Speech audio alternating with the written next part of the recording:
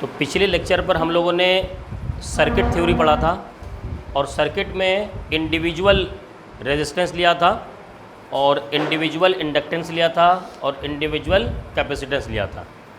और pure circuit में हमने देखा था कि किस तरीके से करंट और पोटेंशियल में वहाँ पर रिलेशन होता है। कभी करंट साथ में ट्रेवल करता है, कभी लैग करता है और कभी लीड करता है।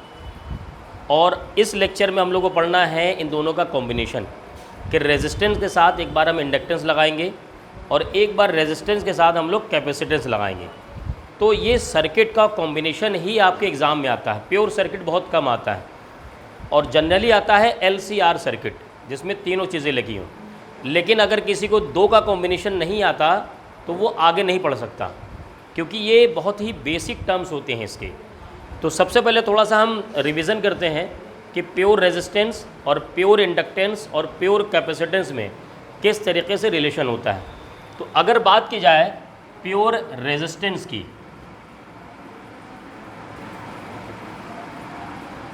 तो प्योर रेजिस्टेंस में सर्किट किस तरीके से था। यहाँ पर हमने रेजिस्टेंस लगाया था और ऑल्टरनेटिंग करंट सप्लाई था। ये जो पोटेंशियल था वो था V=V0 sign omega T resistance R, और हमने किसी एट इंस्टेंट पर I के वैल्यू लिया था।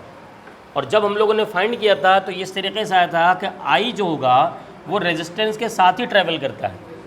तो इसमें I=I0 साइन ओमेगा टी ही बना था। और जब मैं इसका फेज़र डायग्राम और उसके साथ साथ वेव डायग्राम मैंने दोनों ड्रॉ किए थे, तो न्यूमेरिकल में आपको वेव डायग्राम की ज़रूरत ज़्यादा नहीं पड़ेगी, फेज़र डायग्राम की ज़रूरत पड़ेगी।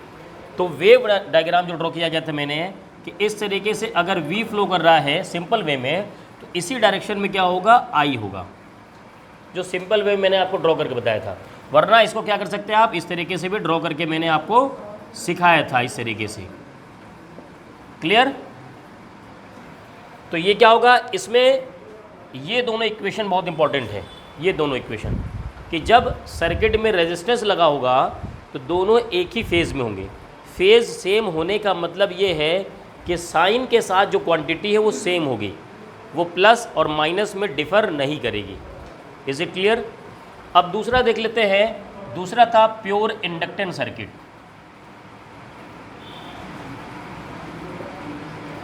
प्योर इंडक्टेंस में हम क्या करते थे, यहाँ पर इंडक्टेंस लगाया था और ये एक हमने AC सप्लाई दे दिया इसे। इसका इंडक्टेंस क्या था, L।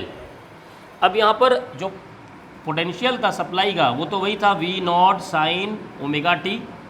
लेकिन हमने जब इसको एलोबरेट किया था तो पाया था कि जो I होता है वो इससे लैग करता है। लैग का मतलब उससे पीछे रह जाता है। तो पीछे रह जाएगा तो ये हो जाएगा I0 साइन ओमेगा टी, तो ऑलरेडी है ही। इससे कितना लैग करता है, π/2। तो मैंने वहाँ पर स्टार बन के लिखवाया था कि omega current I lags behind potential by π/2। और इसका फेज़र डायग्राम कुछ इस तरह ड्रॉ किया गया था, ये और इस तरीके से था। अगर ये V0 है तो I को लैग करना है, तो पहली बात तो ये तो था ओमेगा टी, और इससे लैग करने का मतलब इससे पीछे आइए, पीछे आने का मतलब इधर आइए, इधर आकर के ये हमने I0 ड्रॉ किया था। क्लियर। तो ये था, ये जो पूरा एंगल है ये बनता था 90 डिग्री। एक और तरीका था इसका, एक और तरीका ये है कि इस तरीके से हमने I अगर बना दिया तो इस डायरेक्शन में क्या होगा, यहाँ पर V होगा। ये अगर I होगा तो ये क्या होगा, ये V होगा। क्यों, क्योंकि ये इससे आगे 90 डिग्री। इसको दो वर्ड में सेंटेंस में कह सकते हैं। एक सेंटेंस से कह सकता है कि current leads lags behind potential, या पोटेंशियल लीड्स करंट, ये उससे पीछे है या वो इससे आगे है। क्लियर। ऐसे ही तीसरा सर्किट हम लोगों ने बनाया था, वो था प्योर, कौन सा था, कैपेसिटेंस या प्योर कैपेसिटिव सर्किट। हमने वहाँ पर एक कैपेसिटर लगा दिया था और ये था यहाँ पर supply V=V0 sign omega T. अच्छा, एक चीज़ और, यहाँ पर एक टर्म हमें मिला था एक्सेल मिला था। इसकी वैल्यू कितनी थी, ω/L। क्लियर। ऐसे ही उसमें क्या था, 1/ω/C 1/ω/c। और इसका यूनिट क्या होता है? ओम। जो रेजिस्टेंस का यूनिट होगा आर का, वही इसका भी यूनिट होगा एक्सेल का।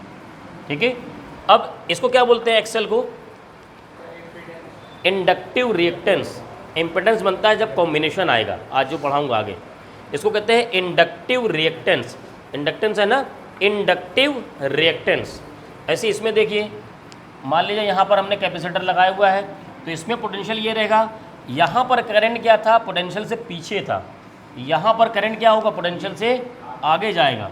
तो पोटेंशियल करंट बन जाएगा I sin ω t है ही प्लस π/2, यानी 90 डिग्री आगे चला गया। तो जब हम इसका फेज़र डायग्राम ड्रॉ करेंगे, फेज़र डायग्राम इसको ऐसा ड्रॉ कर लेते हैं। फेज़र डायग्राम ड्रॉ करेंगे तो ये तो हमारा V0 हो गया, कितने एंगल पर? यहाँ से ω t पर। अब आपको इससे आगे बढ़ना है 90 डिग्री। जब इससे आगे बढ़ेंगे तो क्या होगा? वो इधर चला जाएगा, ये होगा I0, और ये एंगल कितना होगा? 90 डिग्री। क्लियर? अब यहाँ पर अच्छा, फेज़र डायग्राम इसको दूसरी तरीके से भी बना सकते हैं, सिंपल वे में, इस तरीके से। ये सिंपल वे है। आप क्या करिए, यहाँ पर I बना दीजिए, यहाँ पर V बना दीजिए। क्या करो भाई? यहाँ पर बना दो V, यहाँ पर I, क्योंकि अब तो I ज़्यादा है ना V से।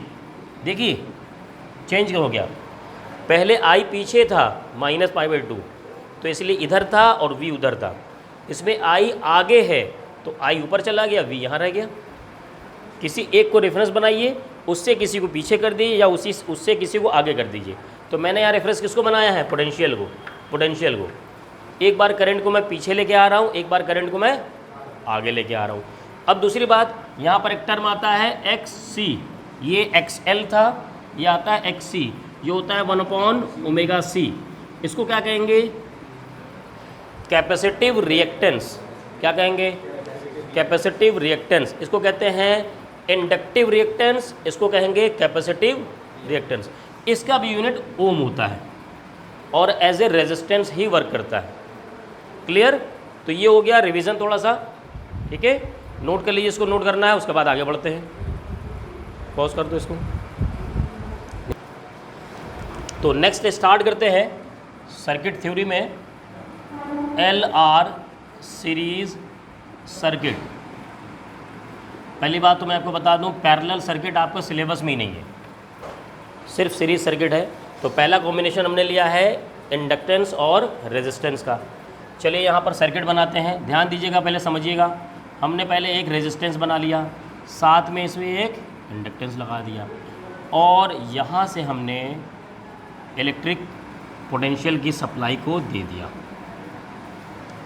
इसका रेजिस्टेंस R है, इसका इंडक्टेंस L हेनरी है, ये हेनरी होता है और ये ओम होता है, ये L हेनरी ना, XL ओम होता है, L हेनरी में आता है। अब एक बात समझिए, सीरीज़ में जो पोटेंशियल आप सप्लाई कर रहे हैं, जो पोटेंशियल आप सप्लाई कर रहे हैं, क्या वो पोटेंशियल वही वोल्टेज इसमें भी होगा, इसमें भी होगा? नहीं, बल्कि वो पैरेलल में सेम होता है। इन दोनों में सेम क्या होगा? करंट। तो करंट क्या हो सकता है? सेम हो सकता है। तो मैं लिख दूंगा करंट I0 sin ω t। अब मैं कहता हूं कि इसके अक्रॉस जो पोटेंशियल है वो है VR। क्लियर? और इसके अक्रॉस जो पोटेंशियल है वो है VL। क्लियर? कोई डाउट तो नहीं, क्योंकि दोनों पोटेंशियल अलग अलग होगा। अब इसका हमें पता नहीं, मान लीजिए ये होगा, अभी देखते हैं। पहले अच्छा ये देखते हैं कि जो I है वो है I0 sin ω t। और अभी मैंने प्योर रेजिस्टेंस सर्किट पढ़ाया, उसमें रेजिस्टेंस में करंट और पोटेंशियल सेम फेज में होते हैं, अलग अलग होते हैं? सेम होते हैं। तो इसका मतलब जो VR होगा, जो VR होगा वो क्या होगा? T के फंक्शन में लिख रहे हैं, बुक में आपको ऐसे भी लिखा मिलेगा, ऐसे। मैं उसको सिर्फ VR भी लिख सकता हूँ। तो ये क्या हो जाएगा भाई? V0 R, क्योंकि R के लिए है तो V0 तो उसी का लेंगे ना, V0 R sin ω t, बस। क्योंकि ये तो इसके साथ चलता है ना, किस वाले में? प्योर रेजिस्टेंस में। यहाँ पर नहीं भाई, आप देखिए यहाँ V0 तो कई सारे आएंगे ना, पिछले सर्किट में एक ही चीज़ हुआ करता था, या तो रेजिस्टेंस या तो इंडक्टेंस, तो वी नॉट उसी का होता था। अब यहाँ वी नॉट इसका भी होगा, इसका भी होगा, इसलिए मैं इसको 2 नाम दे रहा हूँ। ये पीक वैल्यू है किसका? रेजिस्टेंस का, पोटेंशियल का। और मैं एक और लिखूँगा V L function of T. आप चाहे तो इसको लिखिए, चाहे मत भी लिखिए, शॉर्ट में कभी कभी नहीं भी लिखा जाता, बुक में ऐसे मिलेगा आपको। तो ये होगा वी नॉट एल साइन। अब बताइए मुझे ये कि जो एल में होता है, एल में इंडक्टर्स में, वहाँ पर करंट उससे लैग करता है या लीड करता है? लैग करता है, मतलब करंट पीछे होगा। करंट पीछे होगा तो ये क्या होगा? ये आगे होगा ना। सेंटेंस को समझिए, अगर करंट पीछे था तो इसका मतलब पोटेंशियल कहाँ था? आगे था। अब आपने करंट को तो ये कर दिया, तो इसको क्या करो? आगे कर दो। बात समझ में आ रही? तो मैं क्या करूँगा? Omega T plus π/2। मैंने पिछले में वहाँ पर पोटेंशियल को ओमेगा टी लिखा था और करंट में मैंने माइनस π/2 कर दिया था। बात समझ में आ रही कि नहीं? देखो एक बात बताओ, ये ए है, ये बी है। मैं कह रहा हूँ बी ए से आगे होना चाहिए, बी ए से आगे होना चाहिए। तो इसके 2 तरीके हैं, अभी बराबर है। अब इसके 2 तरीके हैं, या तो +2 कर दो, बी या ए से आगे हो गया, या दूसरा तरीका है -2 कर दो, तभी तो बी ए से आगे हो गया। वही बात की मैंने। मैं कह रहा हूँ पोटेंशियल वाला जो इंडक्टेंस है वो करंट से आगे है, वो करंट से आगे है, या दूसरे लफ्ज़ों में करंट पोटेंशियल वाले कंडक्टेंस से पीछे है। दोनों बातें की तो है। तो ये देखिए, ये इससे पीछे हुआ कि नहीं? कितना हुआ? π/2 हुआ। क्लियर? अब ये बात तो हमें समझ में आ गई। अब ज़रा इसका फेज़र डायग्राम बना देते हैं। फेज़र डायग्राम, तो फेज़र डायग्राम इधर बना लेते हैं। देखो भाई, ये तो हमारा हो गया वी नॉट आर, और करंट भी होंगे इसी के डायरेक्शन में, आई नॉट कह दो, इसी डायरेक्शन में सेम होंगे। लेकिन एल कहाँ होगा? एल वाला प्लस π/2 आई से आगे है, यानी वी नॉट से आगे है, तो वो कहाँ होगा? वो इधर होगा, ये होगा V naught L. Clear? Clear? भाई ये दोनों तो एक साथ है ना। जब प्योर रेजिस्टेंस था तो दोनों क्या हैं? दोनों साथ में। दोनों क्या हैं? तो दोनों पैरेलल में जा रहे हैं। आप चाहे तो इस पे बना दो ना, इसी पर ऐसे क्रॉस करके। किसी किसी बुक में उसको ऐसे भी बना सकते हैं, उसने वहाँ पर उसको ऐसे बना दिया। मैं उसको अलग से दिखा दे रहा हूँ, है उसी लाइन में। अब इससे 90 डिग्री क्या है? ये आगे है, देखो 90 डिग्री आगे है। अब एक बात बताओ, इन दोनों का रिजल्टेंट कहाँ आएगा? वी नॉट एल का और वी नॉट आर का, वो बीच में जाएगा, बीच में जाएगा। ये होगा फाइनल पोटेंशियल का वी नॉट, ये होगा फाइनल पोटेंशियल का वी नॉट। क्लियर? बात समझ में आ गई? अब एक चीज़ यहाँ पर हमें करना होगा कि देखिए, ये वी नॉट आई आर है, तो क्या मैं इसको I naught x I naught R लिख सकता हूँ, और मैं इसको लिख सकता हूँ आई नॉट एक्सएल। क्यों? मैं लिख रहा हूँ V naught R is equal to I naught R. V is equal to I R से, V is equal to I R से, और इसके लिए मैं क्या लिख रहा हूँ? V naught L is equal to I naught XL.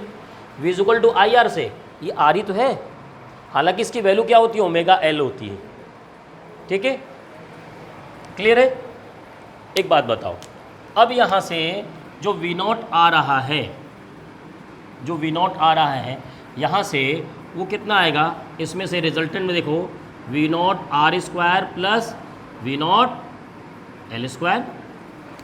इससे देखो वेक्टर में रिजल्टेंट ये तो होता है भाई, under root this square plus this square, ये तो होता है, याद है ना। अब यहाँ से अगर यहाँ लिख दो आप, वी नॉट आर की जगह क्या लिख देते हैं हम? आई नॉट आर स्क्वायर। ठीक है? प्लस आई नॉट एक्सएल का स्क्वायर। सही है? कोई डाउट तो पूछिएगा भाई। यहाँ से आई नॉट स्क्वायर कॉमन हो जाएगा, बाहर आ जाएगा, ये हो गया आई नॉट, और ये हो गया R square plus XL square. फिर से मैं बता दे रहा हूँ, ध्यान दीजिएगा। इन दोनों ग्राफ, ये इक्वेशन समझ में आ गए। इस इक्वेशन में जाइए, ये इससे लीड करेगा, करंट से आगे जाएगा, आगे है प्लस पाई बाई 2। यहाँ देखिए आई और आर दोनों एक डायरेक्शन में, वी आर एक डायरेक्शन में, लेकिन एल वाला 90 डिग्री आगे। तो इन दोनों का रिजल्टेंट क्या होगा, इनके बीच में जाएगा। इन दोनों का रिजल्टेंट का फॉर्मूला क्या बन सकता है, वेक्टर से v is equal to this square plus this square, दोनों में अंडर रूट में होगा। ये मैंने लिख दिया। अब इन दोनों की जगह v is equal to I R लिख दो। v इज इक्वल, ये आई आर छोटा है, r छोटा सा है, ठीक है। और ये क्या होगा, i इंटू एक्सएल, ठीक है। आई स्क्वायर स्क्वायर कॉमन लोगे, बाहर निकल जाएगा, आई स्क्वायर है, आई आ गया और ये अंदर आ गया। क्लियर। इसको हम यहाँ पर लिखेंगे V naught is equal to I naught Z, I naught Z, where Z is equal to under root R square plus XL square. और जेड क्या कहलाता है भाई, इम्पीडेंस। नाम सुना होगा, है क्या चला गया, नाम सुना होगा, इम्पीडेंस।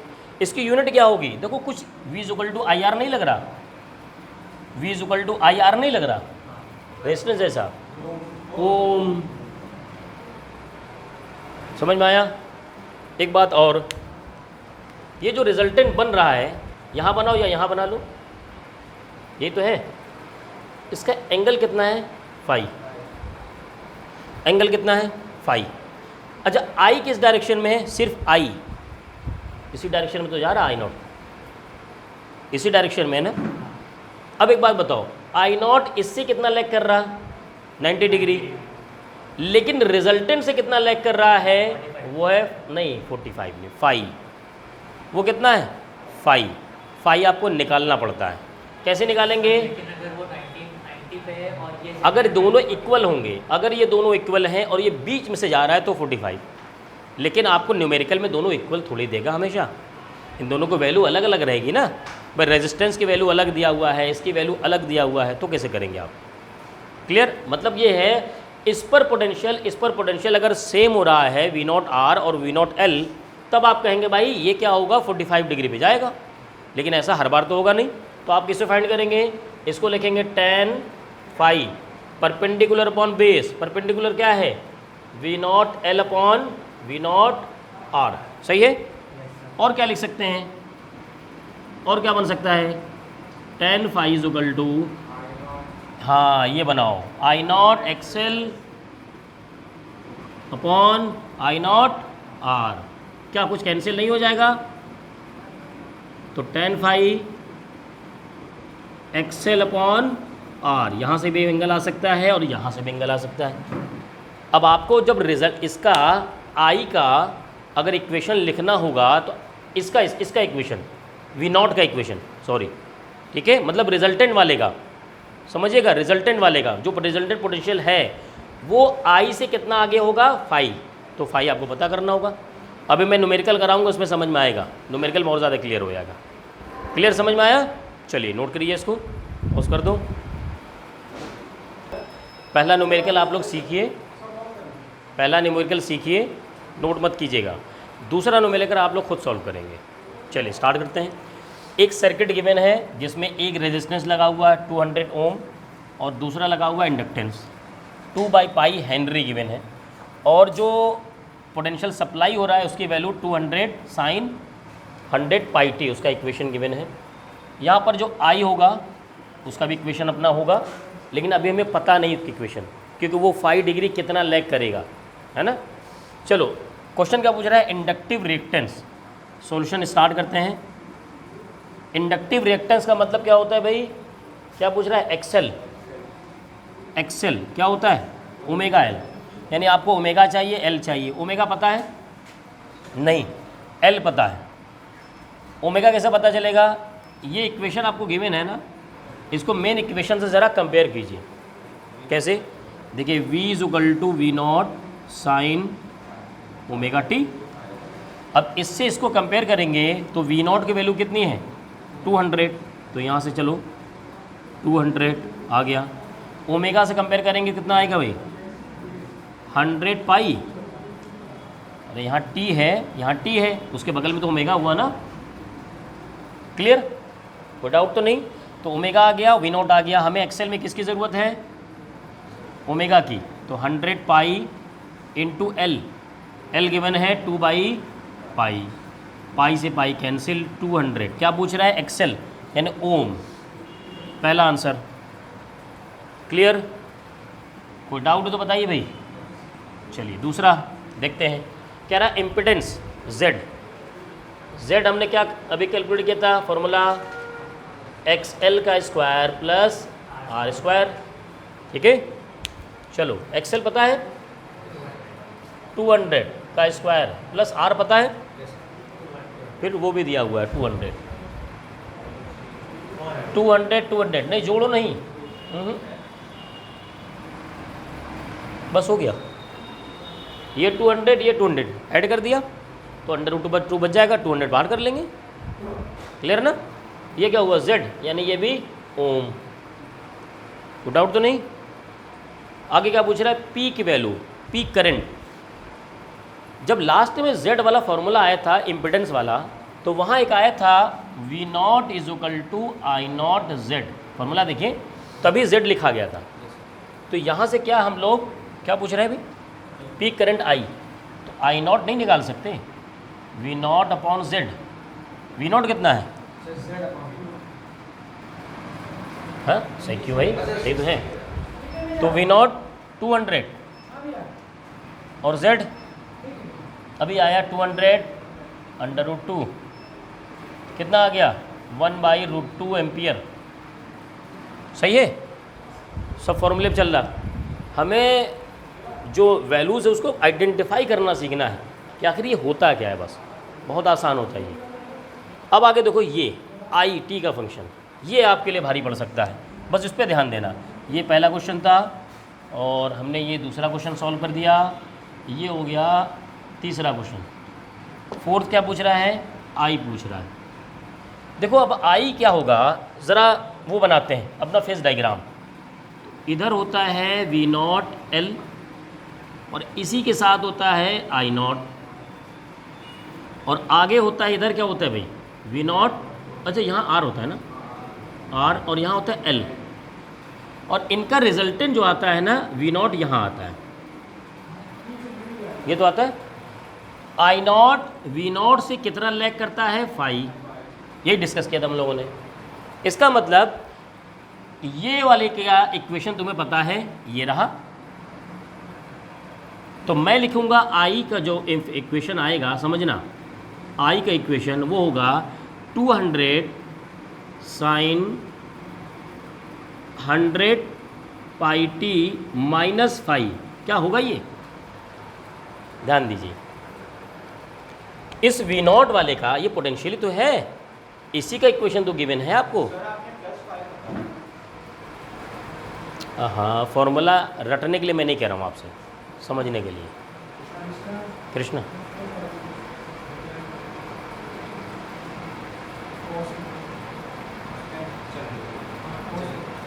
पॉज कर दो।